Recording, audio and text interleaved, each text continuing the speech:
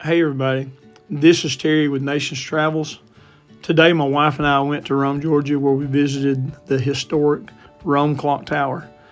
It was formerly a water tower before that, and they gave us a brief history of it, and then they allowed us to walk to the top where we got some really good views of Rome, Georgia. But anyway, we thought we would share that with you, and we hope you like it, and please like and subscribe. Thanks. Is everybody done? Okay. So, my name is Selena Tilley. I'm the director and historian for the Rome Area History Center, also for Georgia's Rome's Office of Tourism. And so I've been researching Rome and Floyd County history for a little over 41 years. Does that mean I know it all? History's ever evolving, ever changing, so every day we learn something new that we didn't know before.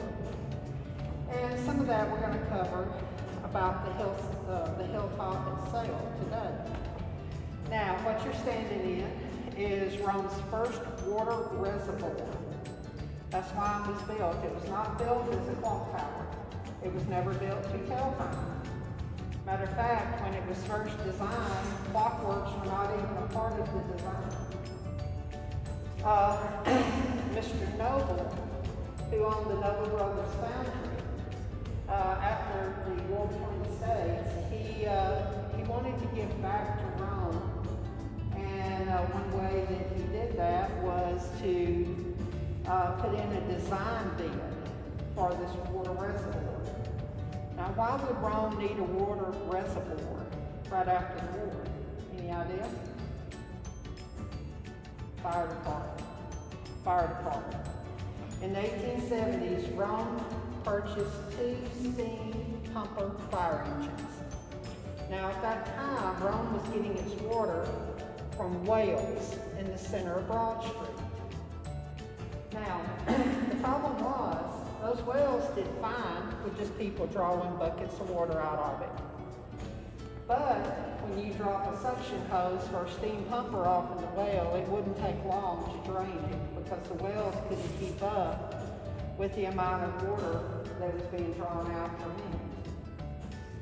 So they never could get enough pressure to shoot water above about a story and a half. So they approached the city for a new water reservoir that would hold enough water they could pull from to fight a fire. So this was one of the designs. Of course, this was Mr. Noble's. This is an all iron tank, not steel, but iron. Wow. It is hand rolled at the rebuilt Noble Brothers Foundry, and it was hand riveted. So all of these rivets were put in by hand. The tank itself, which is what you're standing in, held 250 to 260,000 gallons of water. So the doorway, of course, was not there. They had a small opening they called a manway. And it was so, every so often they could get into the tank and wash it down with a fire hose. Now, very much like the wells on Broad Street, water for this tank was provided by a well, but it was made almost 4 foot wide, and it was right at 50 feet deep. And it accessed 2 tunnels that ran east and west that touched into underground aquifers, which helped supply enough water. Now, Mr. Noble not only designed the tank, but on Glen Milner Boulevard, which is back behind us, he designed a pumping station near that well. And he built, if you read our history books, this is where I tell you, history's ever changing. If you read Aycock's book, if you read Batty's book, it says coreless steam engine. It was not a coreless steam engine. It was what they call a walking beam steam engine. Now, if you've ever been out west, you'll see the oil wells, the duck wells, constantly rock back and forth. All right, that's what a walking beam steam engine is. You would have a piston on one side and a pump on the other. And so as the steam piston would pull it up and down, it would operate the pump on the other side. The pump was what's called a bucket plunger pump this way when this little museum area was created. These are from the E. Howard Clock Company out of Boston, Mass. It is their Model 2 8-day striker. So model number 2 could run for 8 days without being rewound, and it came with a striking mechanism. So to look at it, if I block this, from here over, this is your clock mechanism. From here over is your striking mechanism. And if you look on the back, there's like I call it a gooseneck hanging off the back. That gooseneck used to flip up and it connected to the rod that connected to the hammer on top. So this is the striking mechanism. If you've ever had a grandfather clock, y'all know what a grandfather clock is, right? This is an overgrown grandfather clock, is all it is. It has a weight, which you can see hanging below here. Then there's a weight up here for the striking mechanism. There's a pendulum that's swinging on the other side. Up here, you'll see a wheel in the center that's turning, it's clicking off. Each click is 1 second. That's what they call the escapement wheel. The only difference is, his mother knows, because he didn't want anything to happen to her. The side effect was, he left Rome.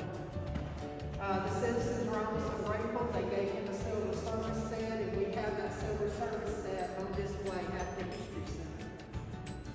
This is sort of an idea of what the clock tower may have looked like in the 1870s. This is cotton block. Now, is the cotton block the oldest or youngest block on Broad Street? Youngest? Huh? It was built up. Right.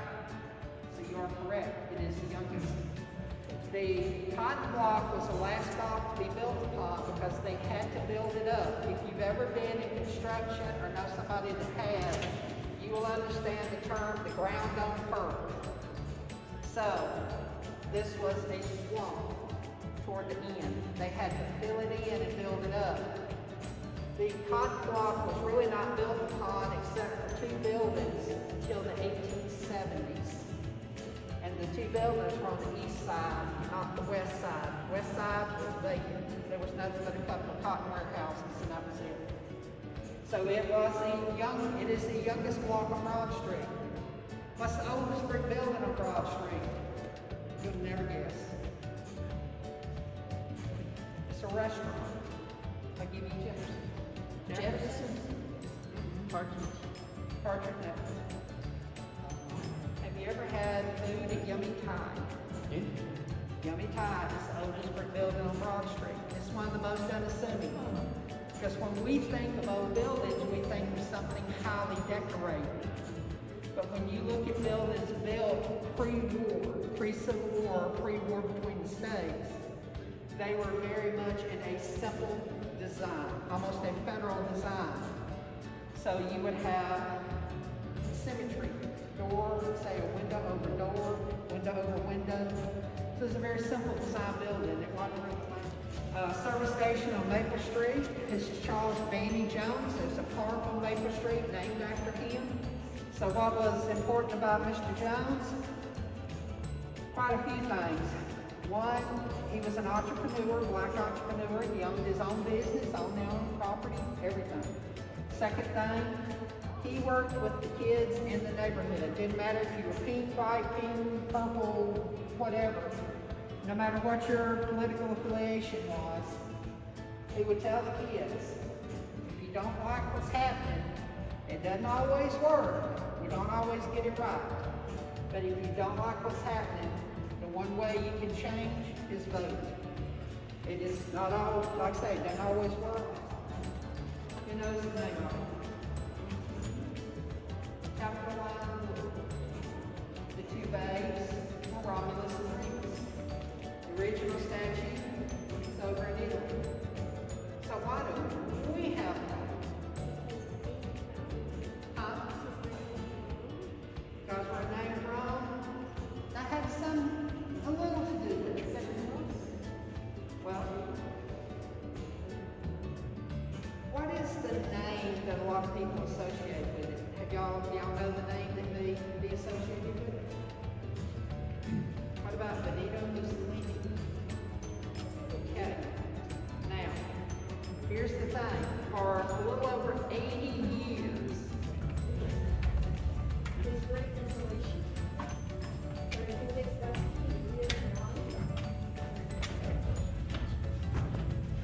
and it's long, so I'm not going to film all of it, but this gives you an idea of what it's like climbing to the top of the clock tower. And got some hints here.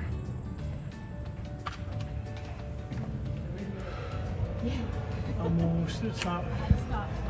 I'm winded.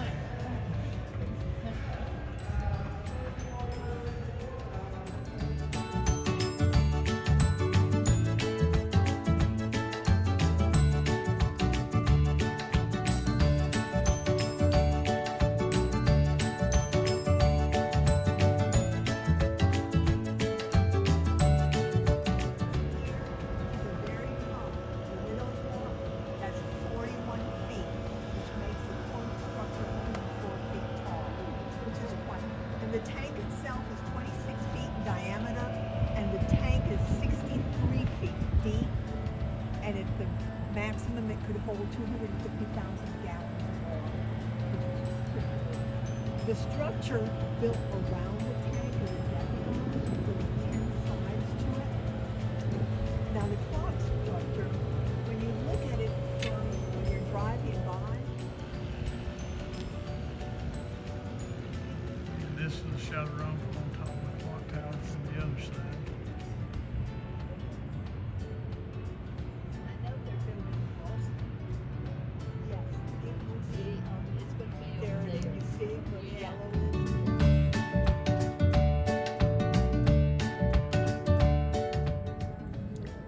You can see how the tower has deteriorated over time, but to be, I guess, over 150 years old, it's still in pretty good shape, I would say.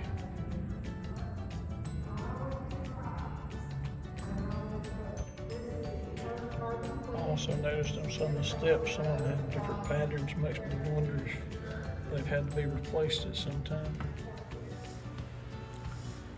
There's a little garden area here at the clock tower. And it looks like they're doing a little bit of landscape work on it right now. Doesn't matter, I say they've got some fresh plants here and some pots that they're putting out and everything. But it's right at the base of the tower. Right here, you can't see it for the trees right now, but there it is. And anyway, they've landscaped the area around here really nice. It's I think it's actually a city park that you can come to and visit. And there's pathways that walk around the base of the clock tower. Got a few places to sit. I was also there sitting reading a book a while ago. So it was just a real pleasant place to come if you're just looking for someplace historic. I guess come and relax a little bit. Let's see if I can get a shot through here of the tower from this angle.